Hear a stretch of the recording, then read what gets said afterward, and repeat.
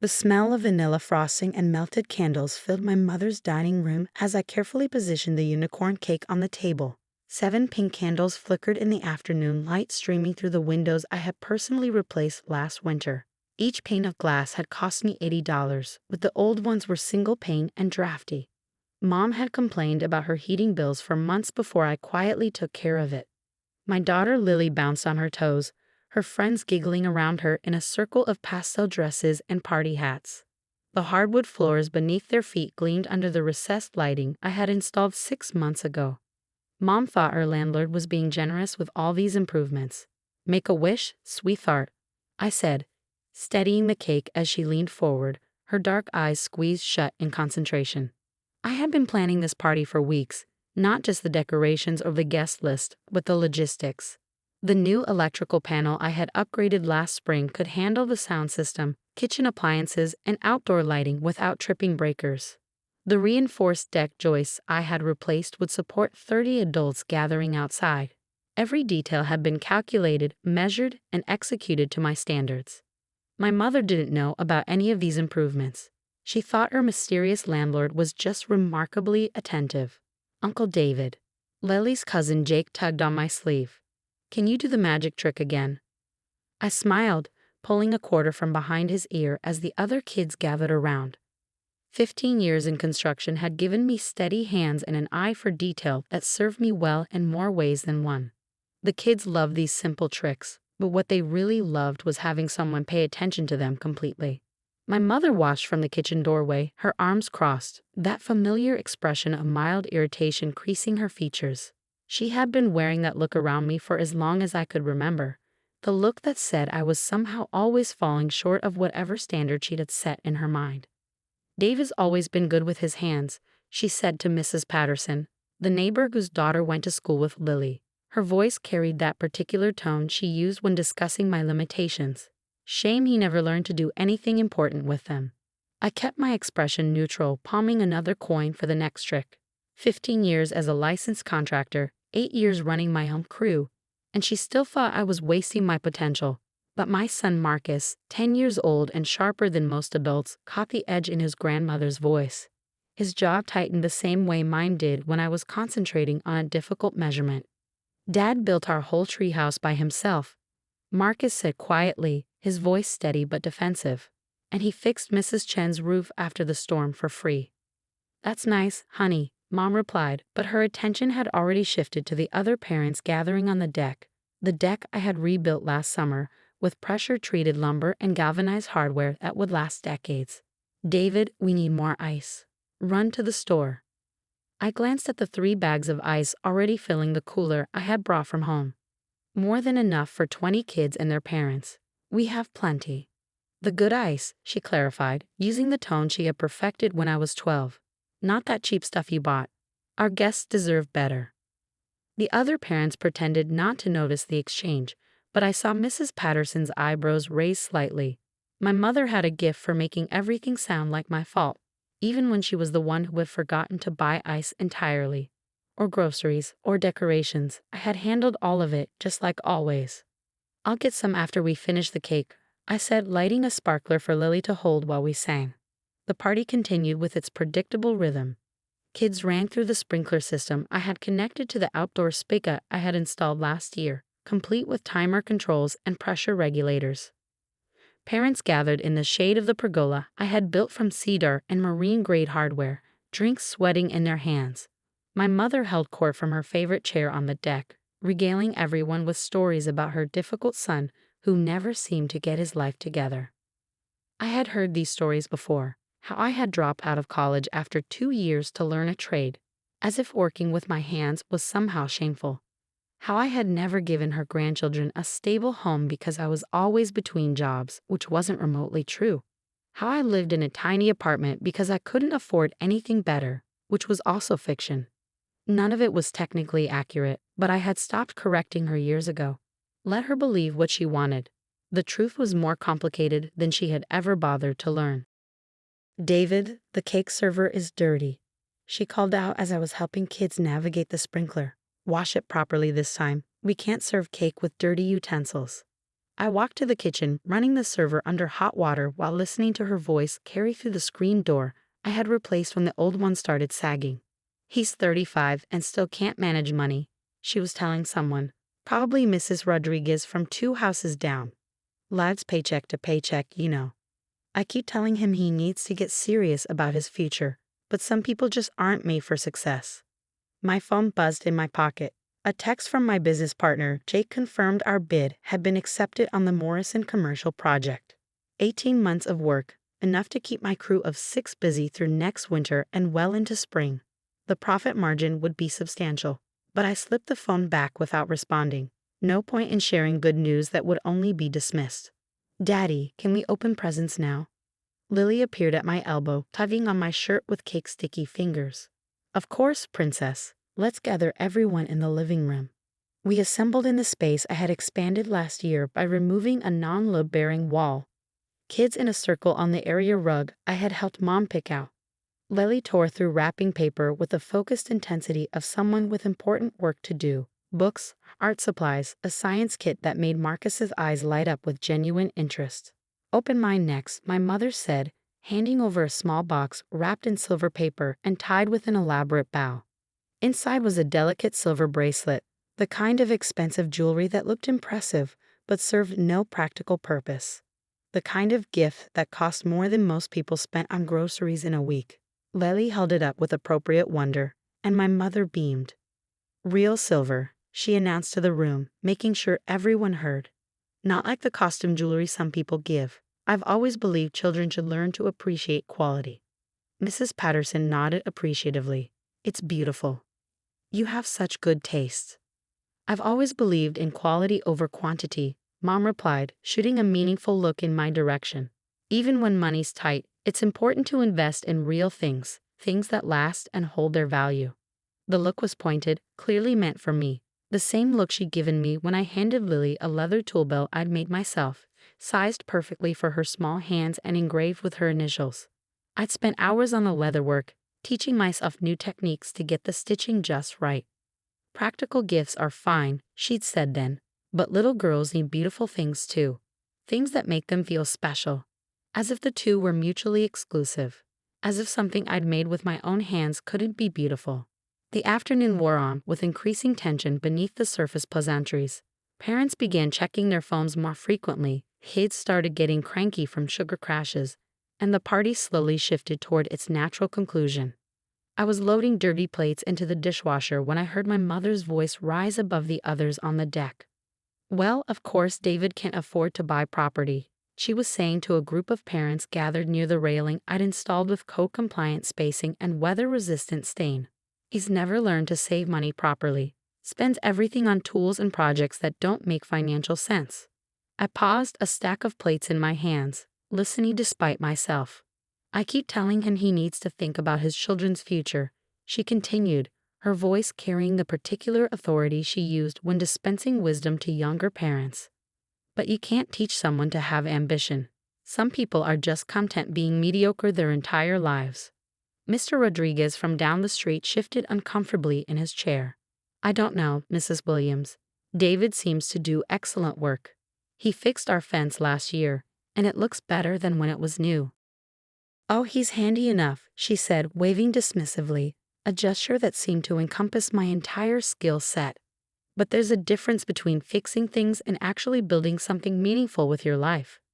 David's turning 40 next year, and he's still renting some tiny apartment, still living like a college student who can't commit to anything real."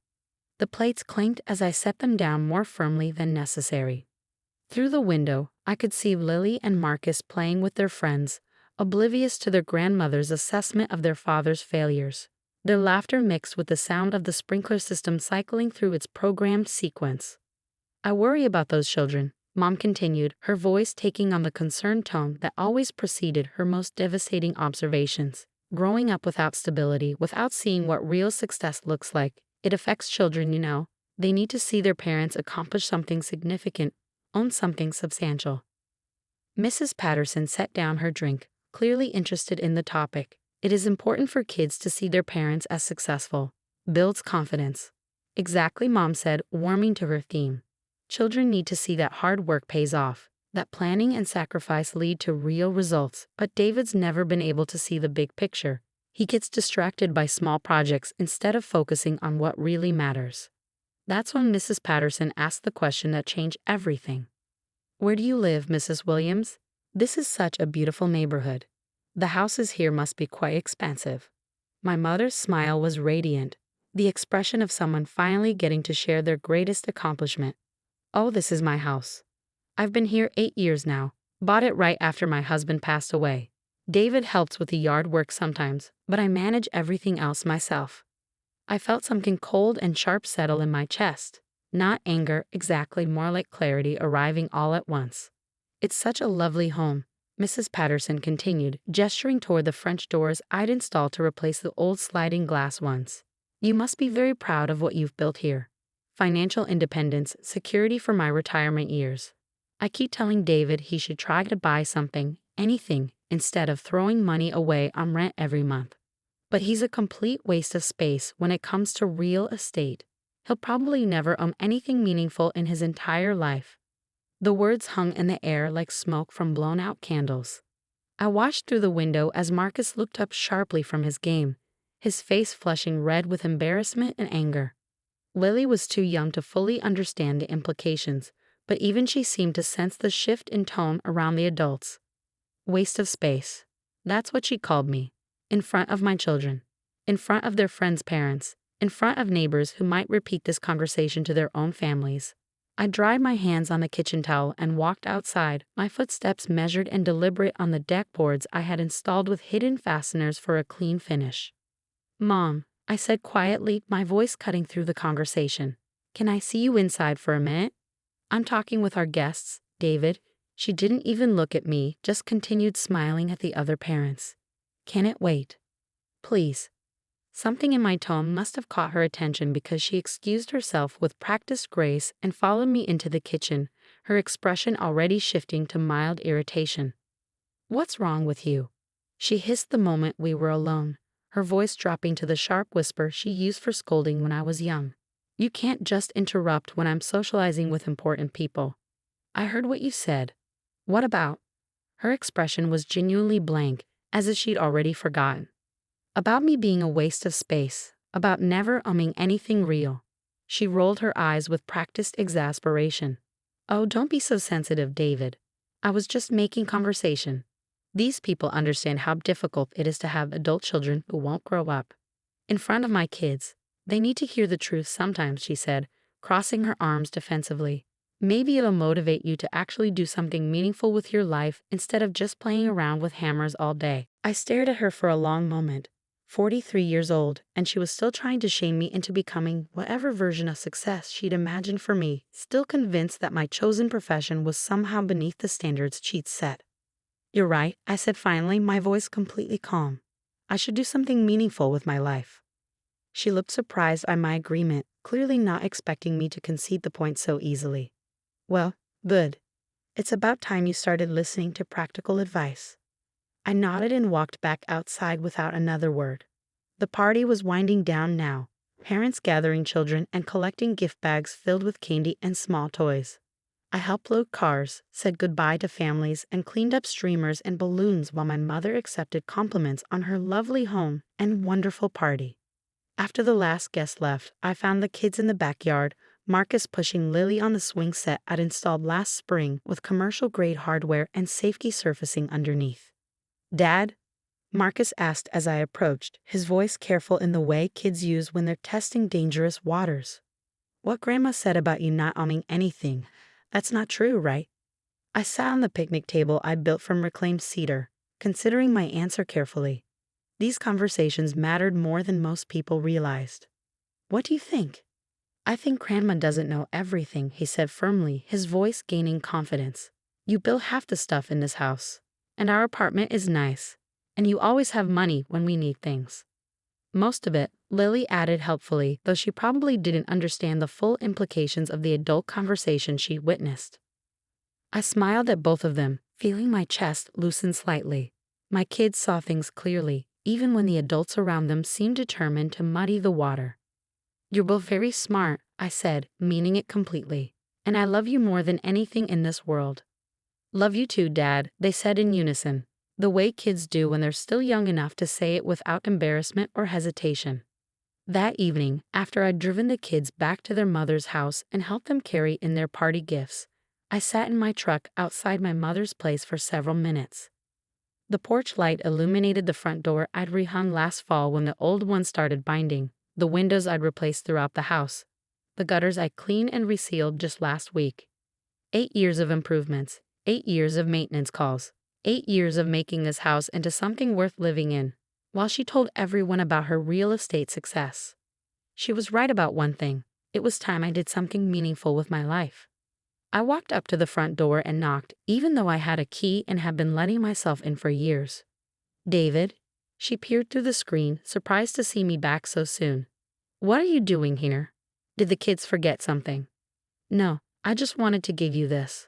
I handed her a manila envelope, thick with folded papers and official documents. What is it? She hefted the weight of it, clearly puzzled. Open it. She tore the envelope open and pulled out the documents inside. I watched her face as she read the top page, confusion gradually shifting to something that looked like fear. I don't understand, she said slowly, her voice smaller than it had been all day. It's a deed, I explained patiently. To this house. Dated 3 years ago. Her eyes scanned the page again, taking in the legal language, the notarized signatures, the official county stamps. This says you own this house. That's correct. But I bought this house, she said, her voice rising slightly. After your father died, I used the insurance money and my savings. You used the insurance money for a down payment, I corrected gently. $40,000. The house cost $320,000. You took out a mortgage for the remaining $280,000. She stared at the papers, her hands starting to shake slightly as the implications began to sink in. 2 years later, you were 3 months behind on payments, remember? You called me crying, said the bank was threatening foreclosure. You begged me to help you keep Dad's memory alive in this house. You gave me money. I paid off your mortgage. All of it, $238,000, including penalties and fees. The color had completely drained from her face. She looked like someone who'd just been told they had a terminal illness. But you said it was a gift. You said not to worry about paying you back. The money was a gift, I agreed. But when someone pays off your mortgage entirely, the title transfers to them. That's how real estate law works. The bank required it as a condition of the payoff. She looked down at the deed again, searching for something that would make this nightmare make sense. You can't just own my house. I live here. This is my home. You live here rent-free, I said quietly, because I allow you to. This is my home, she repeated, her voice barely above a whisper. No, I said, keeping my tone gentle but firm. It's my house. You're my tenant. She sank into the chair by the door, still clutching the papers like they might change if she held them tightly enough. Why didn't you tell me? Because you never asked. You just assumed that because I work with my hands, because I didn't finish college, because I drive a pickup truck, I must be too stupid to understand real estate transactions. David, for 3 years, you've been telling everyone this is your house, that you're so financially successful, so independent, that I'm a failure who can't manage money or plan for the future. I didn't mean it like that. You called me a waste of space in front of my children. She looked up at me, and for the first time in years, I saw something besides disappointment in her eyes. Something that looked like genuine fear. What do you want? She asked, her voice small and uncertain. I want you to understand something. I didn't finish college because I was making more money in construction than most college graduates. I live in a small apartment because I've been putting every extra dollar into real estate investments. I own 4 properties now, including this one. 4? The duplex on Maple Street where the young teachers live. The commercial building downtown where Chen's restaurant operates. The vacant lot on 5th Avenue where they're building the new medical center. And this house. She stared at me like I was speaking a foreign language, trying to process information that contradicted everything she thought she knew about her son. I'm not poor, Mom. I'm not struggling. I'm not throwing money away on rent. I've been building wealth for 15 years while you've been telling everyone I'm a failure who can't get his life together. I didn't know. Because you never asked. You just assumed. I pulled a second envelope from my jacket pocket, this one containing documents I prepared that afternoon. This is a lease agreement. Month-to-month tenancy, $800 per month, which is significantly below market rate for this neighborhood. You're evicting me? I'm giving you a choice, I said, setting the lease on the table beside her. You can sign this and continue living here as my tenant, paying rent like any other renter, or you can find somewhere else to live. Her hands shook as she opened the second envelope, her eyes scanning the legal language with growing panic. David, please. This is my home. I've lived here for 8 years. In my house, I reminded her.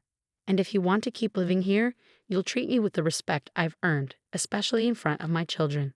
She read through the lease agreement, her breathing becoming more shallow with each paragraph. $800 a month? David, I'm on a fixed income. Social Security and your father's pension.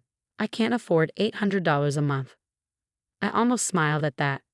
Maybe you should have thought about that before you called me a waste of space who'd never own anything meaningful. David, please, I'm your mother. Yes, you are. Which is why I'm offering you below market rent instead of putting the house up for sale and forcing you to move immediately.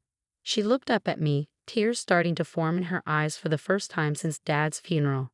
I'm sorry. I didn't mean what I said today. I was just trying to make conversation.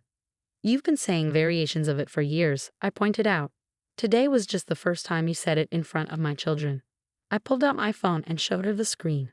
A text thread with my business partner, timestamped from earlier in the day. We just landed a contract worth $400,000. I'll clear about $150,000 in profit after paying my crew and expenses. David, I'm not a waste of space, Mom. I'm a successful small business owner with a strong investment portfolio and growing real estate holdings. I'm exactly the kind of man you always said you wanted me to become. Then why didn't you tell me? She asked, her voice breaking slightly. Because you never believed I could be. She sat in silence for several long minutes, staring at the papers in her lap while I waited patiently. The house settled around us with small creaks and sighs, the sounds of a structure I'd spent years maintaining and improving. If I sign this lease, she said finally, her voice barely audible, what happens then? Then you pay rent every month like any other tenant. You keep the house clean and notify me immediately of any maintenance issues. And you stop telling people you own this place. And if I don't sign, then you have 30 days to find somewhere else to live.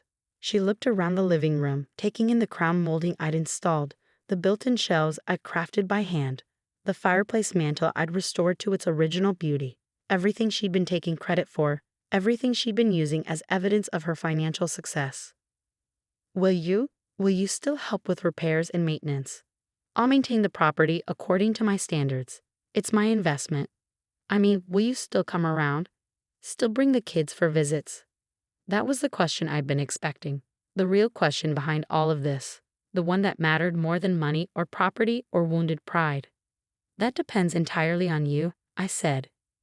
If you can treat me with respect, if you can stop undermining me in front of my children, if you can acknowledge that I've built a successful life, then yes. We can have a good relationship. And if I can't, then you'll be just another tenant whose rent I collect every month. She signed the lease that night, her signature shaky but legally binding. I gave her a copy and filed the original in my home office with the documents for my other rental properties. 2 weeks later, I got a call from Mrs. Patterson. David, it's Helen Patterson from your mother's street. I hope you don't mind me calling. Not at all. What can I do for you? Well, my husband and I were talking after the party, and we realized we never properly thanked you for all the beautiful work you've done on your mother's house. It looks absolutely stunning. Thank you. I appreciate that. The thing is, we're thinking about doing some renovations ourselves. Kitchen remodel, maybe an additional bathroom. Would you be interested in giving us a quote? I smiled, looking out the window of my small office above the hardware store downtown.